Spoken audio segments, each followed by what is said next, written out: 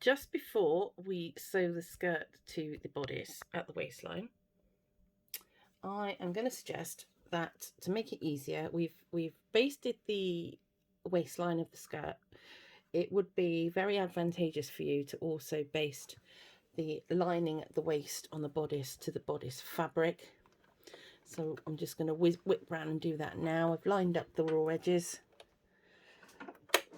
Essentially what we're going to do is we're going to join them together within the seam allowance, so that when we come to do our fitting of our skirt to our bodice, we're only dealing with 2 layers because they're joined, rather than 4 layers. Trust me on this one.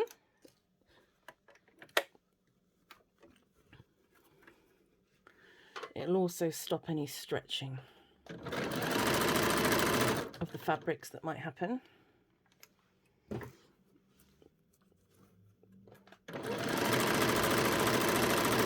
Just a straight stitch. You can see where I need to get rid of some threads afterwards. Do a little bit of a tidy up. So it's a very scant stitching line around the bottom.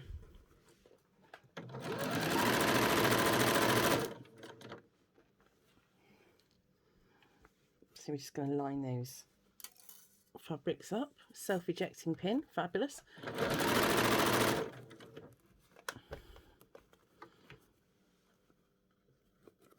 And so we're just going to finish up by joining in where we started. No need to back tack. Right, so we'll take those out. We'll give those a tidy.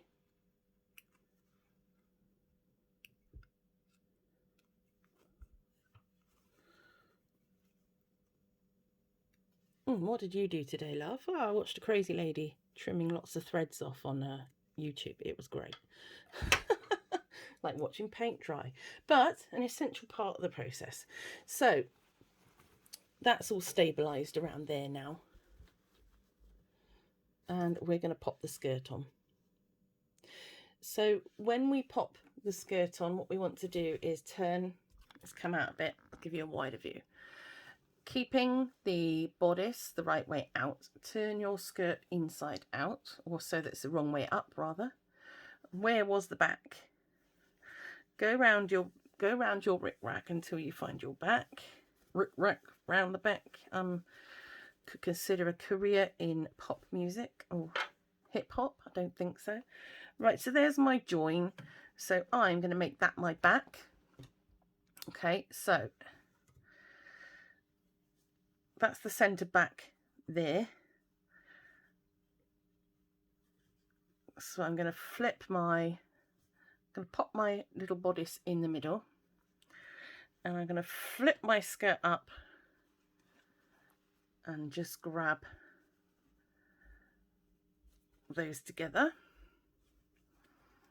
and grab them around the front also. Now, you will notice that once you start to pin this together, there is more fabric in the shearing area than there is skirt. So we're actually expecting that. So let's just pin our skirt on for now. And what we're going to do is pin all the straighty bits before we get to the shearing.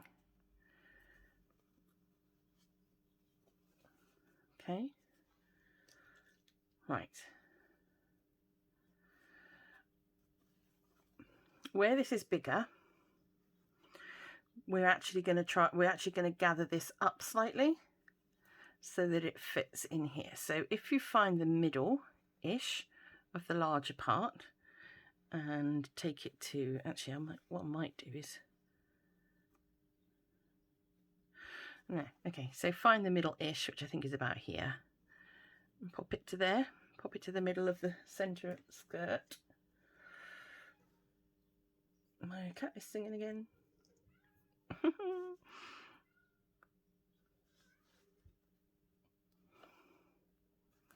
And you'll see how much we need to ease in here. So just as we stitch round, what we're going to do is, remembering that this is shirred and it's already slightly gathered, we're just going to take some of the fullness of the shirred part into this seam and ease it in. It'd be much easier to do it and show it.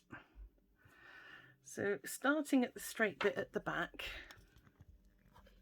and again you can do this by hand and then, you know, stitch over it with your machine, that's no problem. Quick scratch the head.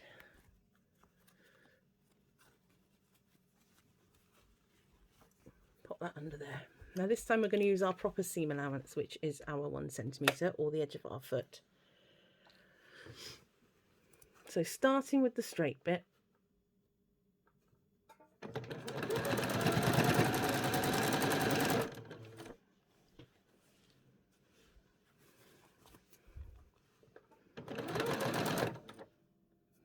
don't know why it keeps showing you my hands and not the, I think it's because that's the bit that's moving, isn't it?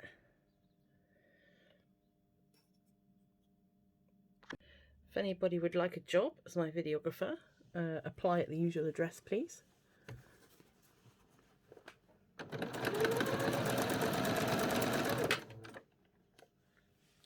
Right. Now here's where it starts to get slightly interesting. I've got a thread caught around my...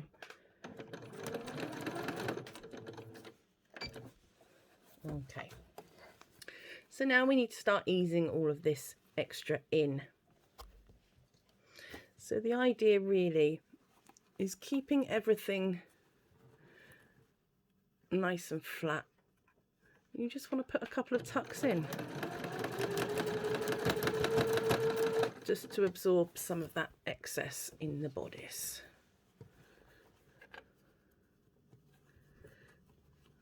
And remember, it's gathered up anyway from the shearing.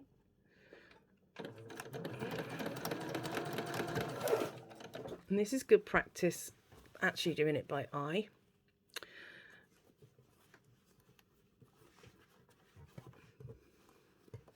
You can see why joining them and basting them together was a good idea now. So this area is also going to be covered by the apron belt. So it will hide a multitude of sins. And I think that's about right. Let me just check inside what's going on here.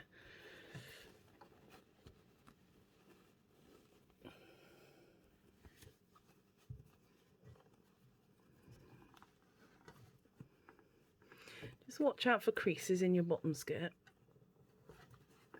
as you go round. I'm literally, as you can see, I'm only really doing an inch at a time here.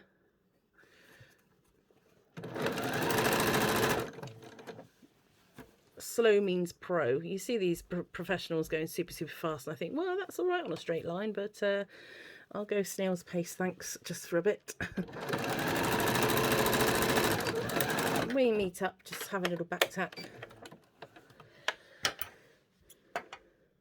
And then if we've got any areas where we think our stitching drops down below, like there for instance, I'll go ahead and unpick that basting line there. No unpicker to hand, I'm the worst sewist in the world. And we do that now because it's harder to find later. I don't think we've drifted off anywhere else. So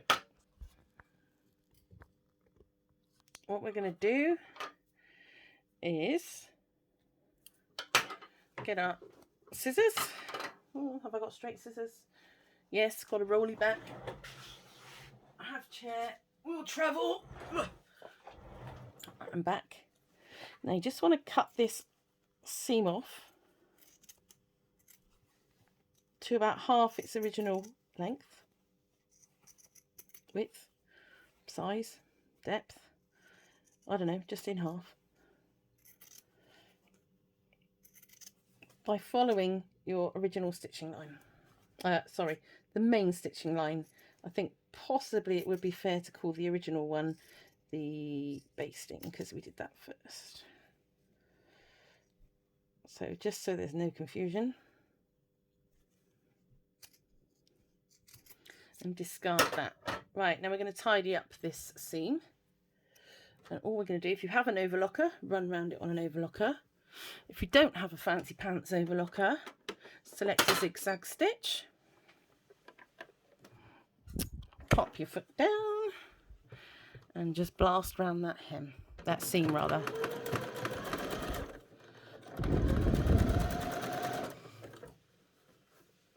This is probably the simplest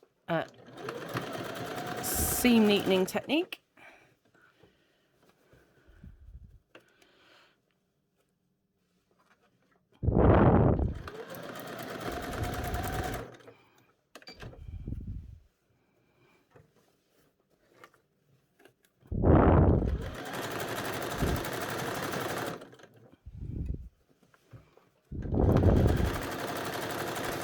Doesn't require anything fancy.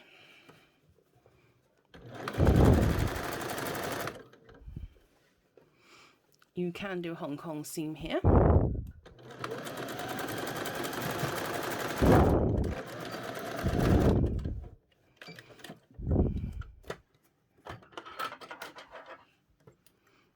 Again, please do yours in white. Are you ready for the moment of truth? Shall we have a little look? Chop, chop. Oh, I'm a bit nervous actually. Right, okay, ready? Look. Oh my God. She is gorgeous. Isn't that amazing? Isn't that amazing? So there we have it. We've just got to set the arms in, and we're going to do that next.